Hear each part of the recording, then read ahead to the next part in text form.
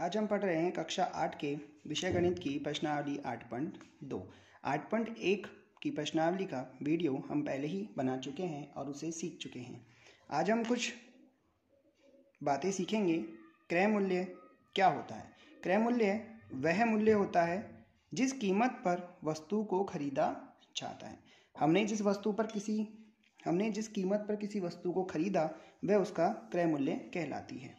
यदि हम किसी वस्तु को जिस कीमत पर बेचते हैं वह कहलाता है उसका विक्रय मूल्य। वस्तु पर जो मूल्य अंकित या लिखा जाता है वो होता है उसका अंकित मूल्य। यदि क्रय मूल्य में अतिरिक्त मूल्य जोड़ दिया जाए तो वह कहलाता है हमारा लाभ। यदि किसी वस्तु को क्रय मूल्य से कम पर बेच दिया जाए तो होती है हानि। बट्टा क्या है? वस्तु पर जो अंकित मूल्य होता है उस पर यदि हम किसी व्यक्ति को डिस्काउंट दे देते हैं, जैसे 10%, 5%, तो वह कहलाता है बट्टा। यदि किसी वस्तु को बेचने पर हमें अधिक मूल्य मिले जो खरीदी गई वस्तु से ज़्यादा हो तो होता है लाभ, और यदि किसी वस्तु को खरीदी गई कीमत से कम पर बेचा जाता है तो होता है हानि। तो इन्हीं पर हम कुछ सवाल करेंगे। पहला प्रश्न है, एक व्यक्ति के वेतन में 10% वृद्धि होती है। यदि उसका नया वेतन 1,54,000 रुपये है तो उसका मूल वेतन ज्ञात कीजिए। हमें नया वेतन दिया गया है और पुराना वेतन हमें ज्ञात करना है जिसमें 10% की वृद्धि हुई थी। हम जानते हैं कि 10% वृद्धि हुई है, लेकिन मूल वेतन क्या था वो हमें नहीं पता। तो हम लिखते हैं पहले वेतन। मान लेते हैं, माना पहले वेतन था 100 रुपये, वृद्धि होती है 10%। किस पर होती है? 100 रुपये पर। तो 100 रुपये पर 10% वृद्धि कितनी होगी? 100 का हम 10% निकाल लेते हैं तो ये होगा 10 रुपये। तो नया वेतन हो जाएगा 100 रुपये में अगर हम 10 रुपये जोड़ देते हैं तो नया वेतन हो जाता है 110 रुपये। अब बड़ा वेतन, जो वेतन बड़ा है वो है 110 रुपये। मूल वेतन था 100 रुपये। यदि नया वेतन बराबर है 1,54,000 रुपये तो मूल वेतन के लिए हम क्या करेंगे? मूल वेतन में निकालने के लिए पहले हम लिखेंगे जो वास्तविक वेतन था उसका 100 रुपये, वृद्धि हुई है उसकी 110 रुपये, और जो नया वेतन मिल रहा है उसे मिल रहा है 1,54,000 रुपये। हम 0 से 0 काट देते हैं। 11 का भाग हम 154 में लगाते हैं। 11 एकम 11, 11 एकम 11, 4 बचेंगे, 4 के पास जाएगा 44, 11 चौक 44 और 2 0। तो 100 को 1,400 से गुणा करने पर उत्तर आएगा 1,40,000 रुपये। तो उसका जो मूल वेतन था वो था 1,40,000 रुपये। इसी प्रकार हम एक दूसरा सवाल ले रहे हैं। रविवार को 845 व्यक्ति चिड़ियाघर गए थे। सोमवार को केवल 169 व्यक्ति गए। चिड़ियाघर की सैर करने वाले व्यक्तियों की संख्या में सोमवार को कितने प्रतिशत कमी हुई? हमें सोमवार को जितने व्यक्ति कम गए उसके प्रतिशत का मान ज्ञात करना है। तो जैसा कि हम जानते हैं, रविवार को चिड़ियाघर गए व्यक्तियों की संख्या हमें पता है 845। इसी प्रकार सोमवार को चिड़ियाघर गए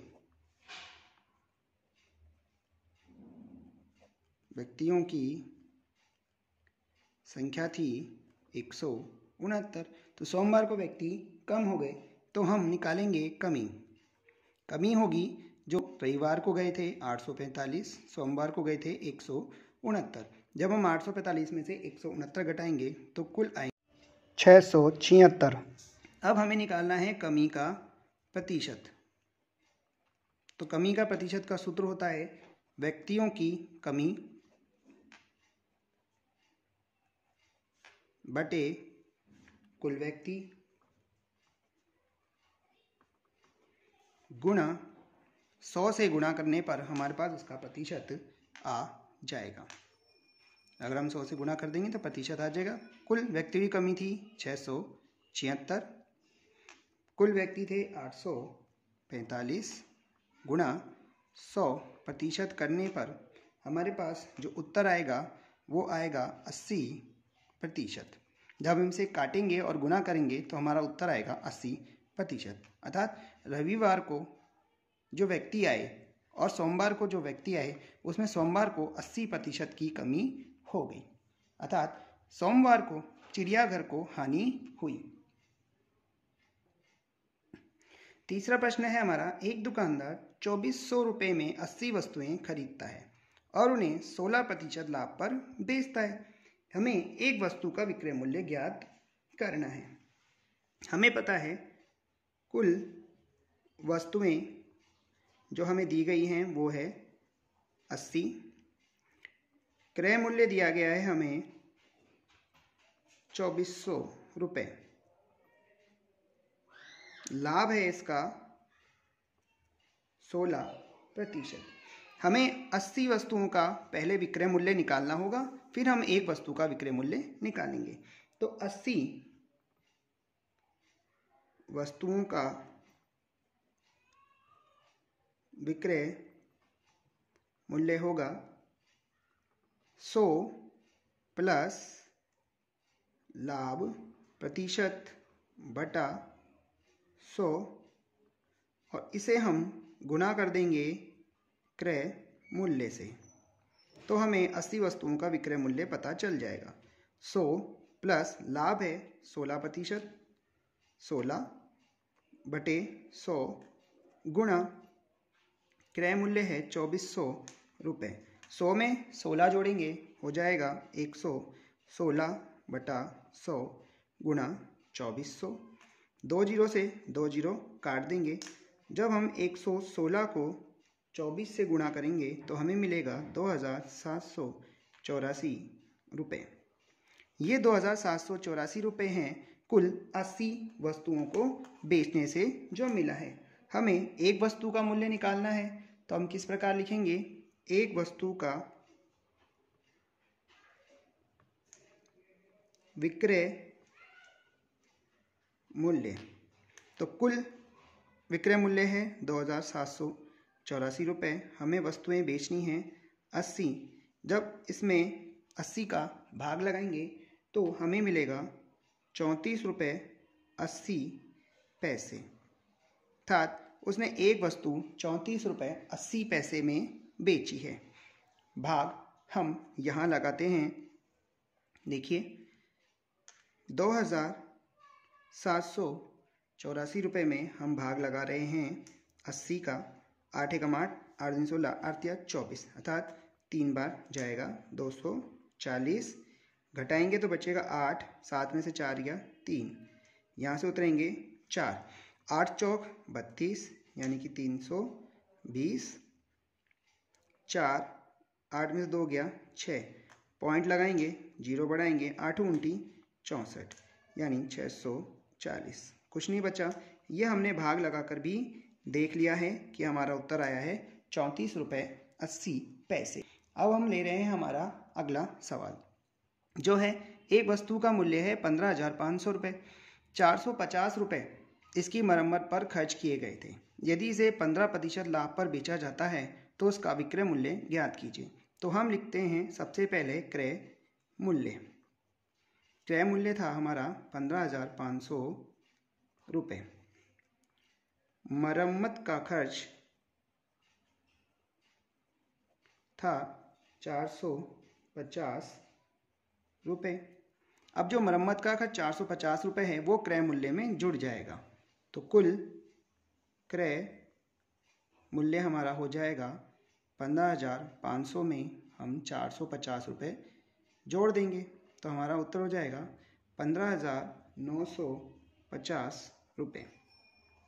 अब इस क्रय मूल्य पर उस व्यक्ति ने 15% लाभ कमाया है, तो लाभ है हमारा 15% किसका? क्रय मूल्य का। तो 15,950 रुपये का 15% हम निकालेंगे तो ये होगा 15,950 गुणा 15/100। ये आएगा हमारे पास भाग, गुणा और भाग करने के बाद हमारे पास आएगा 2,392 रुपये 50 पैसे। अब ये हमारा लाभ है। अब ये लाभ हम क्रय मूल्य में जोड़ देंगे तो हमें हमारा विक्रय मूल्य मिल जाएगा। तो विक्रय मूल्य बराबर होता है क्रय मूल्य प्लस लाभ।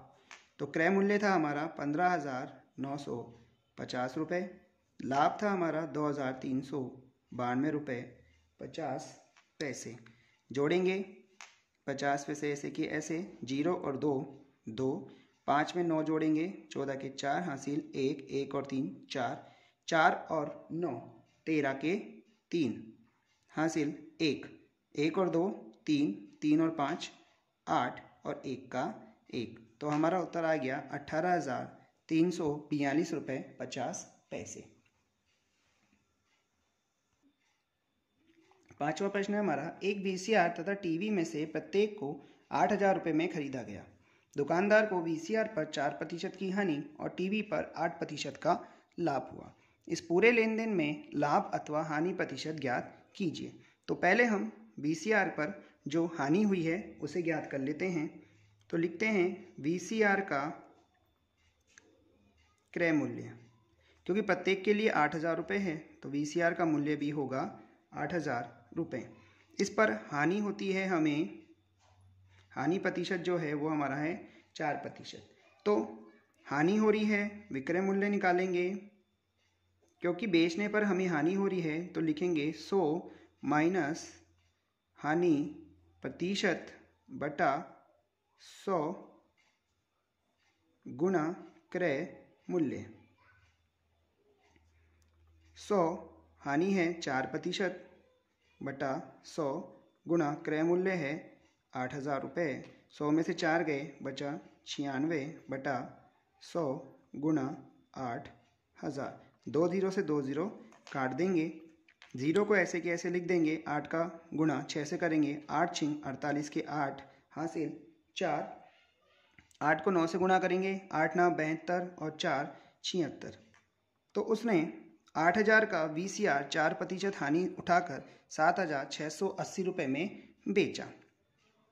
अब हम टीवी का निकाल लेते हैं। टीवी का क्रय मूल्य जो था वो भी था 8,000 रुपये। लाभ जो हुआ था वो था 8%। तो विक्रय मूल्य क्या होगा टीवी का वो देखते हैं। विक्रय मूल्य बराबर हो जाएगा 100 प्लस लाभ प्रतिशत बटा 100 गुणा क्रय मूल्य। इसे यहाँ कर लेते हैं, ये होगा 100 प्लस 8% लाभ हुआ है बटा 100 गुणा क्रय मूल्य है 8,000 रुपये। 100 में 8 जोड़ेंगे 108 बटा 100 गुणा 8,000। 2 0 से हम 2 0 काट देते हैं, 0 को ऐसे के ऐसे लिख लेते हैं, 8 उनटी 64 के 4 हासिल 6। 8 को 0 से गुणा करेंगे 0, 0 में 6 जोड़ा 6, 8 एकम 8। तो ये हुआ 8,640 रुपये। अब हम ये देखते हैं कि दोनों की कीमत कितनी थी। दोनों वस्तुओं का क्रय मूल्य, प्रत्येक वस्तु उसने 8,000 रुपये में खरीदी थी, तो कुल मिला के इसके क्रय मूल्य हो गया 16,000 रुपये। अब देखते हैं दोनों वस्तुओं का विक्रय मूल्य। कितना है, दोनों वस्तुओं का विक्रय मूल्य है हमारा, एक वस्तु हमने बेची 7,680 रुपये में और एक वस्तु बेची हमने 8,640 रुपये में। जब दोनों को जोड़ेंगे तो हमारे पास आएगा 16,320 रुपये। अब क्योंकि क्रय मूल्य कम है, विक्रय मूल्य ज़्यादा है, तो यहाँ होगा लाभ।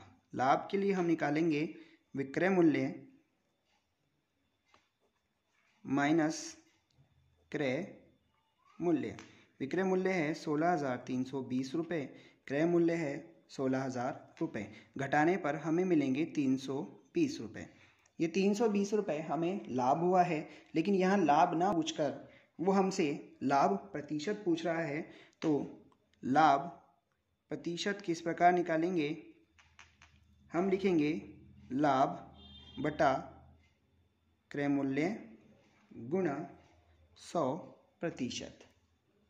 लाभ हुआ है 320 रुपये, कुल क्रय मूल्य था 16,000 रुपये गुणा 100%। 2 जीरो से 2 जीरो काट देंगे, 1 जीरो से ये जीरो कट जाएगा, 16 दूना 32। तो कुल मिला के हमें जो लाभ हुआ वो हुआ है 2% लाभ। इस प्रकार हम किसी भी सवाल को आसानी से हल कर सकते हैं। तो आप भी आसानी से इन सवालों को हल करें।